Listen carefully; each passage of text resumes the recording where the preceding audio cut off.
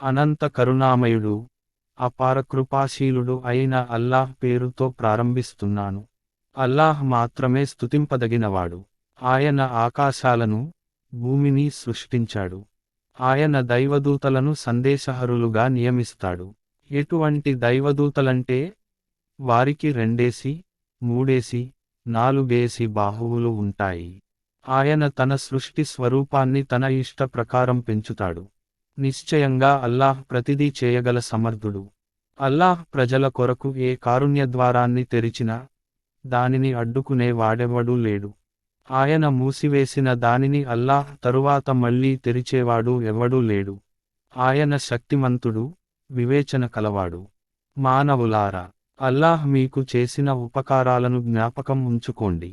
అల్లాహ్ కాక, భూమ్యాకాశాల నుండి మీకు ఉపాధినిచ్చే మరొక సృష్టికర్త కూడా ఎవడైనా ఉన్నాడా? ఆయన తప్ప మరొక ఆరాధ్యుడెవ్వడూ లేడు. అసలు మీరు ఎవని వల్ల మోసపోతున్నారు? ఇప్పుడు ఒకవేళ, ప్రవక్త, వారు నిన్ను తిరస్కరిస్తున్నారు అంటే, ఇది క్రొత్త విషయమేమీ కాదు.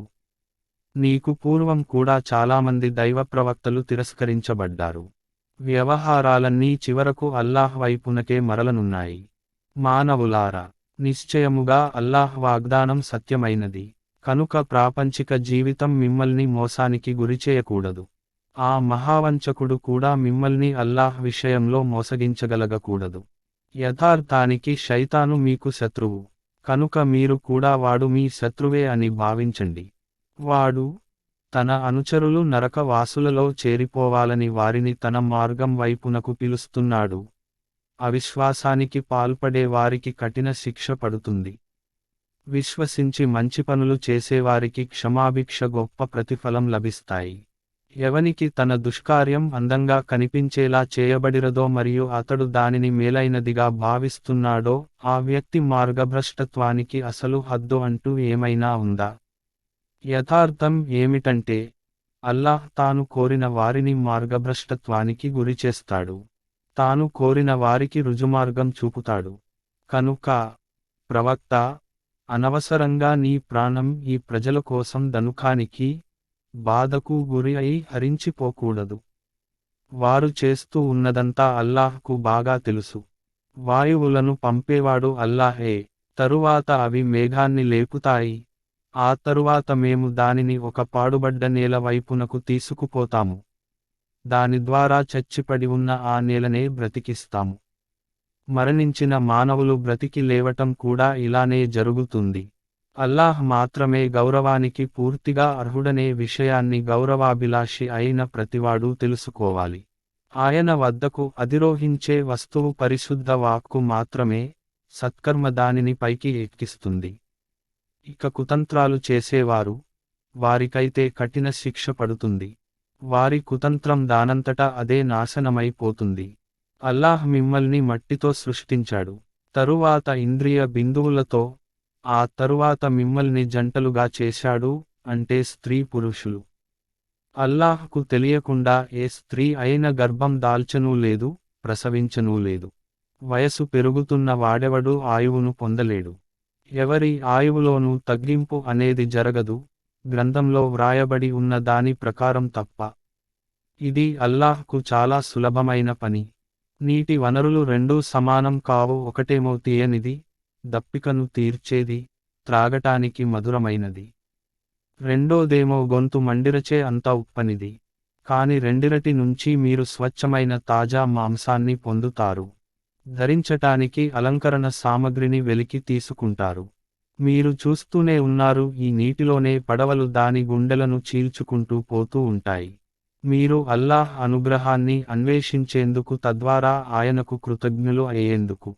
ఆయన పగలులోనికి రాత్రిని, రాత్రిలోనికి పగలును జనుపుతున్నాడు. సూర్యచంద్రులను ఆయన నియమబద్ధులను చేసి ఉంచాడు. ఇదంతా ఒక నిర్ణీత వ్యవధి వరకు సాగిపోతోంది. ఈ పనులన్నీ చేసే ఆ అల్లాహే మీ ప్రభువు. సామ్రాజ్యాధికారం ఆయనదే. ఆయనను కాదని మీరు పిలిచే ఇతరులు కనీసం ఒక గడ్డిపోచకు కూడా యజమానులు కారు. వారిని వేడుకుంటే, వారు మీ ప్రార్థనలను వినలేరు. ఒకవేళ విన్నా, వాటికి ఏ సమాధానము మీకు ఇవ్వలేరు. మీరు కల్పించిన దైవత్వపు భాగస్వామ్యాన్ని వారు ప్రళయం నాడు తిరస్కరిస్తారు. సత్యాన్ని గురించిన ఈ సరైన సమాచారాన్ని తెలిసినవాడు తప్ప మరొకడెవ్వడూ మీకు అందజేయలేడు. మానవులారా, అల్లాహ్ అవసరం కలవారు మీరే. అల్లాహ్ సర్వసంపన్నుడు, స్వయంగానే స్తుతిపాత్రుడు. ఆయన కోరితే మిమ్మల్ని తొలగించి మరేదైనా సృష్టిని మీ స్థానంలో తీసుకురాగలడు. అలా చేయటం అల్లాహ్కు ఏ మాత్రమూ కష్టం కాదు. బరువు మోసే వాడెవ్వడు మరెవరి బరువును మోయడు. బరువును మోసే ఆత్మ ఏదైనా తన బరువును మోయమని ఇతరులను పిలిచినప్పుడు దాని బరువు యొక్క రవ్వంత భాగాన్నైనా ఎత్తుకోవటానికి ఎవడూ ముందుకు రాడు, అతడు ఎంత సమీప బంధువైనా సరే. ప్రవక్త, చూడకపోయినప్పటికీ తమ ప్రభువునకు భయపడే వారిని, నమాజును స్థాపించేవారిని మాత్రమే నీవు హెచ్చరించగలవు. ఏ వ్యక్తి అయినా తన మేలు కొరకే పరిశుద్ధతను అవలంబిస్తాడు. అల్లాహ్ వైపునకే అందరూ మరలవలసి ఉన్నది. గుడ్డివాడు, కళ్ళున్నవాడు సమానులు కాలేరు. చీకట్లు, వెలుగు ఒకటి కావు. చల్లని నీడ, ఎండతాపము ఒకే విధంగా ఉండవు. బ్రతికి ఉన్నవారు, చనిపోయిన వారు సమానులు కాలేరు. అల్లాహ్ తనకు ఇష్టమైన వారికి వినిపింపజేస్తాడు. కాని, ప్రవక్త, సమాధులలో ఖననమైన వారికి నీవు వినిపించలేవు. నీవు కేవలం హెచ్చరిక చేసేవాడవు మాత్రమే. మేము నిన్ను సత్యంతో పంపాము, శుభవార్త ఇచ్చేవానిగా, భయపెట్టేవానిగా చేసి. హెచ్చరిక చేసే వాడెవ్వడూ రాని జాతి ఏదీ లేదు. ఒకవేళ ఇప్పుడు ఈ ప్రజలు నిన్ను తిరస్కరిస్తున్నారంటే, వీరికి పూర్వం గతించిన వారు కూడా తిరస్కరించారు. వారి వద్దకు వారి ప్రవక్తలు స్పష్టమైన ప్రమాణాలను, గ్రంథాలను, కాంతిమంతమైన మార్గదర్శక సూత్రాలు ఇచ్చే ఉద్గ్రంథాన్ని తీసుకువచ్చారు. తరువాత విశ్వసించని వారిని నేను పట్టుకున్నాను చూడండి, నా శిక్ష ఎంత కఠినమైనదో.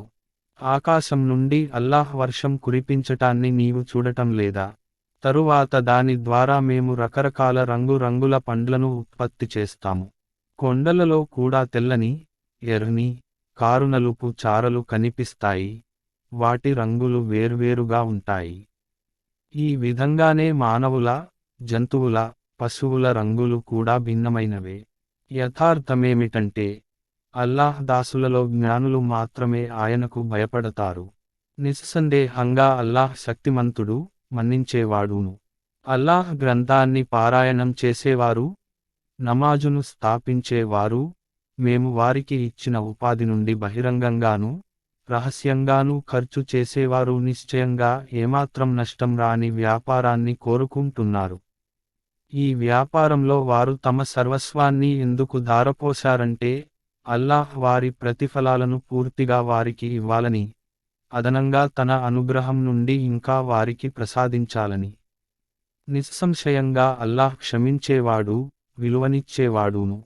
ప్రవక్త, మేము వహీ ద్వారా నీ వైపునకు పంపిన గ్రంథమే సత్యమైనది, దానికి పూర్వం వచ్చిన గ్రంథాలను ధృవీకరించేది. నిస్సందేహంగా అల్లాహ్ తన దాసుల స్థితిని బాగా ఎరిగినవాడు, ప్రతిదానిపై దృష్టిని ఉంచేవాడు. తరువాత మేము, ఈ గ్రంథ వారసత్వం కోసం, మా దాసులలో నుండి మేము ఎన్నుకున్న వారినే ఈ గ్రంథానికి వారసులుగా చేశాము. ఇప్పుడు వారిలో ఒకడు తన ఆత్మకు అన్యాయం చేసుకుంటున్నాడు, మరొకడు మధ్యస్థంగా ఉంటున్నాడు, ఇంకొకడు అల్లాహ్ అనుమతితో పుణ్యకార్యాలలో ముందడుగు వేస్తున్నాడు. ఇదే మహా అనుగ్రహం. శాశ్వతంగా ఉండే ఉద్యానవనాలలోకి వారు ప్రవేశిస్తారు. అక్కడ వారిని సువర్ణ కంకణాలతో, ముత్యాలతో అలంకరించటం జరుగుతుంది. అక్కడ వారు పట్టు వస్త్రాలు ధరిస్తారు. ఇలా అంటారు, అల్లాహ్కు కృతజ్ఞతలు. ఆయన మా దుఃఖాన్ని తొలగించాడు. నిశ్చయంగా మా ప్రభువు క్షమించేవాడు, విలువ ఇచ్చేవాడును. ఆయన మమ్మల్ని తన అనుగ్రహం వల్ల శాశ్వత నివాస స్థలంలో నివసింపజేశాడు. ఇక ఇక్కడ మాకు ఏ కష్టము ఉండదు, ఏ అలసట కలుగదు. అవిశ్వాసానికి పాల్పడిన వారికి నరకాగ్ని ఉన్నది. వారు చనిపోవాలనే తీర్పు ఇవ్వబడదు. వారి నరకయాతనను ఏమాత్రం తగ్గించటము జరుగదు. ఇలా మేము అవిశ్వాసానికి పాల్పడే ప్రతి వ్యక్తికి ప్రతిఫలం ఇస్తాము.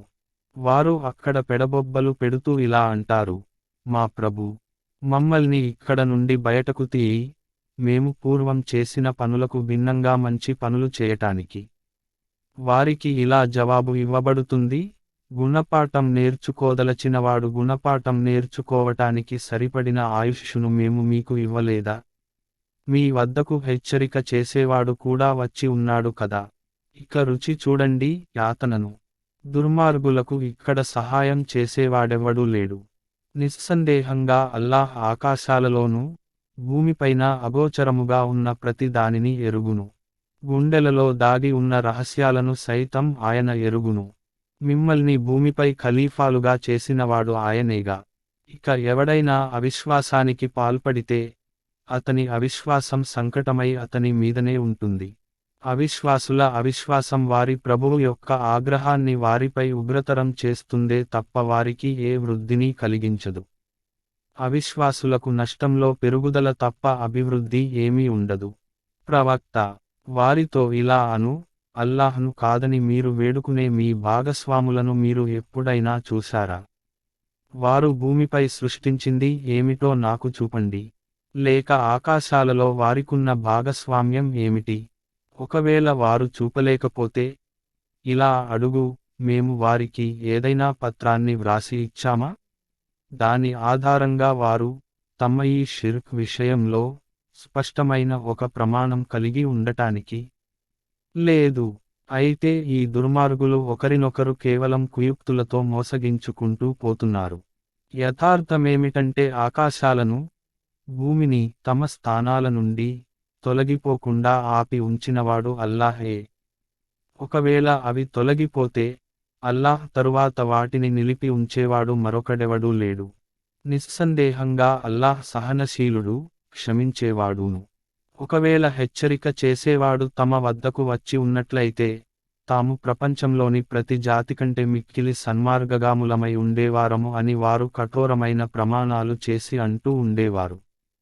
కాని హెచ్చరిక చేసేవాడు వారి వద్దకు వచ్చినప్పుడు అతని ఆగమనం వారిలో సత్యం నుండి పలాయనాన్ని తప్ప మరి దేనినీ అధికం చేయలేకపోయింది.